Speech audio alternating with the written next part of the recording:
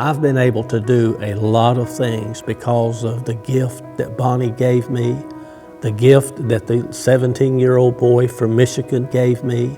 How do you say thank you for somebody that gave so much?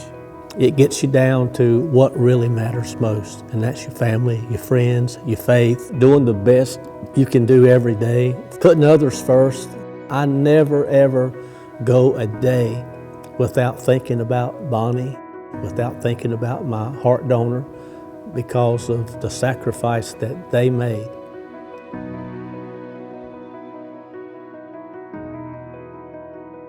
I'm a sitting county commissioner at this time, and prior to being a sitting county commissioner, I served on the Cabarrus County Schools Board of Education for 12 years. And prior to that, my wife and I owned our own business. We were self-employed for close to 20 years. And it was during that period of time that I became sick, 39 years old, the prime of my life. I had 2 young boys at home, and we were in the prime of our business life. I was in the basement of our house, and I heard the phone ring upstairs, and so I run upstairs to get the telephone. When I got to the top of the steps, I felt like, wow, whoever called, I said, could you hang on while I catch my breath?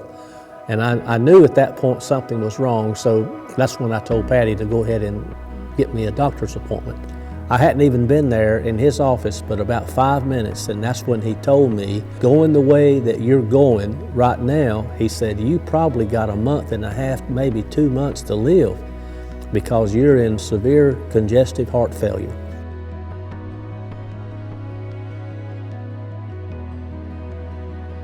I was at Duke University Medical Center. I got my heart on the 40th day. I was within 2 or 3 days of dying. When I got my heart transplant on the 4th of November 1995, my heart came from a 17-year-old boy from Michigan. Now, I don't know the details about what happened to that young fella. He was obviously somebody's son. He was somebody's brother, cousin, friend, but it was a gunshot wound to the head. And I don't know whether it was self-inflicted. I don't know whether it was a homicide. I don't know none of those details. They had to fly to Michigan, harvest the heart, bring it back to Duke and install it. It was just so real. How that God how he reached down and he picked me up.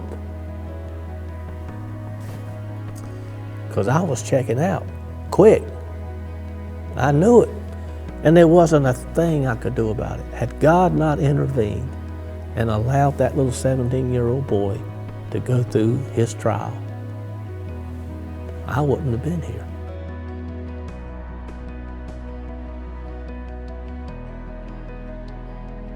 Kidney failure is very hard. I stayed sick every day.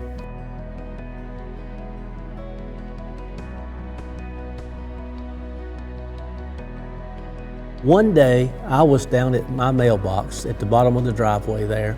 I met my next door neighbor, Bonnie Brown, and they lived right above us. There's only 2 houses on that road. Bonnie had lived there for 11 years, and we had never really took the time to talk. He invited me to church, me and the family, and we started going to church with him, me and the kids. Well, she realized that I was in kidney failure and that I needed a kidney transplant. I had 9 people offer to give me a kidney, and Bonnie was the only one that matched with me. I told her, I said, Bonnie, I said, look, I said, you don't really have anything to gain but a lot to lose simply because your family needs you just like my family needs me. I said, so I want you really to think about this. And I said, if there's any way to get out of it, get out of it. I said, because it's a lot of risk. Well, she just said that she just couldn't get out of it. She had to do it. That's a wonderful feeling, able to give life to somebody. You can't hardly describe it. It's just that amazing. Had Bonnie not come along and gave me that kidney 7 years after the heart transplant, I would have been gone. It is life-changing, but it's a good life-changing. It opens your eyes up to what miracles can actually be. The thought came to my mind that I wanted to give back, for so much had been given to me. So I ran for school board in the year 2000. One of the reasons I love public service is because it gives me a purpose. It gives me a reason to get up in the morning because that phone's ringing.